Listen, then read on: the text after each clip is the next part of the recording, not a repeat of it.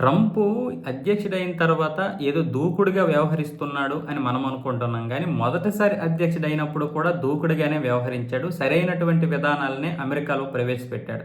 ఆయన 2017లో మొదటిసారి అమెరికా అధ్యక్షుడైనప్పుడు ఆయన చేసినటువంటి ప్రధానమైనటువంటి నిర్ణయాల్లో ఒక మంచి నిర్ణయం ముస్లిం దేశాల నుండి చాలా మందిని నిషేధించడం. ముస్లిం దేశాల నుంచి ఎవరు కూడా రాకుండా నిషేధించాడు. దాన్నే ట్రావెల్ బ్యాన్ అంటారు. ఈ విధంగా ట్రావెల్ బ్యాన్ కూడా చేశాడు. అక్రమ చొరబాటుదారులు వేరే. అక్రమ చొరబాటుదారులు ఏ దేశం నుంచైనా రావచ్చు, వారిని పంపించేస్తాడు. కానీ ట్రావెల్ బ్యాన్ అంటే ఆ దేశం నుంచి ఎవరూ కూడా ఆ దేశ పౌరులు అమెరికాలోకి ప్రవేశించకూడదు. ఆ విధంగా కొన్ని ముస్లిం దేశాలపైన ఉగ్రవాదాన్ని పెంచి ప్రోత్సహించేటటువంటి ముస్లిం దేశాలను అయితే అప్పుడు బ్యాన్ చేశాడు. 2018లో దాన్ని సుప్రీంకోర్టు కూడా ఆమోదించింది, అమెరికా సుప్రీంకోర్టు.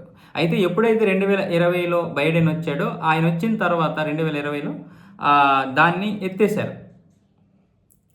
దాన్ని ఎత్తేసిన తర్వాత మళ్ళీ ఇప్పుడు రెండోసారి వచ్చినటువంటి ట్రంప్ మళ్ళీ దాన్ని అయితే ఇప్పుడు అమలు చేయడానికి సిద్ధపడుతున్నారు. నిజానికి 2021లో జో బైడెన్ ఆధ్వర్యంలో ఆఫ్ఘనిస్తాన్లో ఎప్పుడైతే అమెరికా సైన్యాన్ని ఉపసంహరించుకోవడం జరిగిందో అప్పుడే తాలిబాన్లు ఆఫ్ఘనిస్తాన్ ఆక్రమించుకున్నారు. అదే అదునుగా భావించినటువంటి ఉగ్రవాదులు కొన్ని బాంబు దాడులు అయితే చేశారు. అందులో ముఖ్యంగా కాబూల్లో ఉన్నటువంటి ఇంటర్నేషనల్ ఎయిర్పోర్ట్ ముందు ఒక హోటల్లో బాంబు దాడి చేశారు. ఈ బాంబు దాడిలో 13 మంది అమెరికా సైనికులతో పాటు 170 మంది ఆఫ్ఘనిస్తాన్ పౌరులు కూడా చనిపోయారు.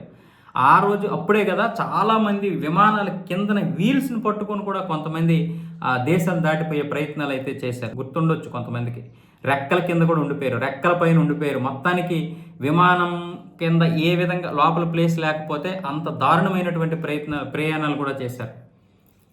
దాన్ని ఇప్పుడు దృష్టిలో పెట్టుకొని ఇప్పుడు ట్రంప్ ఆఫ్ఘనిస్తాన్ అయితే ట్రావెల్ బ్యాన్ చేశాడు. తర్వాత ఇప్పుడు పాకిస్తాన్ను కూడా చేర్చారు. ఈ పాకిస్తాన్, ఆఫ్ఘనిస్తాన్ నుంచి ఎవరు కూడా రాకుండా ఉండడానికి అమెరికాకి. అంటే ఇదంతా కూడా కేవలం అమెరికాలో కొన్ని దాడులు జరగకుండా ముందు జాగ్రత్తగా ఎటువంటి ఉగ్రదాడులు జరగకుండా ఉండడానికే ఈ యొక్క ప్రయత్నాలు చేస్తున్నామంటూ ఇప్పుడు అమెరికా పాకిస్తాన్కి, ఆఫ్ఘనిస్తాన్కి అయితే చెప్పడం జరిగింది. ఇది వచ్చే వారం నుంచే అమల్లోకి వస్తుందని కూడా తెలుస్తోంది. ఇది వచ్చే వారం నుండి అమల్లోకి వస్తే గనక పాకిస్తాన్కి కూడా ఇది ప్రపంచ దేశాల ముందు పరుగు పోయినట్లే. ఎందుకంటే ఇప్పటికే పాకిస్తాన్లో చాలామంది దుబాయ్ లాంటి ముస్లిం దేశాలు వెళ్ళిన కూడా మేము ఇండియన్ ముస్లిమ్స్ అని చెప్పుకుంటున్నారు, మేము భారతీయ ముస్లిమ్స్ అంటున్నారు. లేకపోతే వాళ్ళకి ఉద్యోగాలు ఇవ్వరు. అంటే వీసా వచ్చినా సరే, వీసా వచ్చిన తర్వాత వాళ్ళు ఇండియన్ ముస్లిం అని చెప్పుకుంటే కొంచెం ఎంతో కొంత గౌరవం ఉంటుంది వాళ్ళకి. ఆ విధంగా ఇప్పుడు అమెరికా పూర్తిగా బ్యాన్ చేయడం వల్ల ప్రపంచానికి తెలుస్తుంది, ఓహో ఇది ఉగ్రదేశం. ఇప్పటికే దాని గురించి నరేంద్ర మోదీ గారు ఉదరగొట్టేస్తున్నారు. అది చేసినటువంటి పనులే బయట చెప్తున్నారు. అదే ఆయన పెద్దగా కొత్తగా చెప్పిందేం కాదు. అది ఒక ఉగ్రదేశం.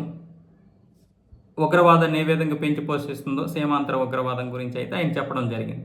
మరొక వైపు ఇప్పుడు అమెరికా కనుక ఇది బ్యాన్ చేస్తే పాకిస్తాన్ కూడా, పాకిస్తాన్ పరువు గంగలో కలిసిపోయినట్లే.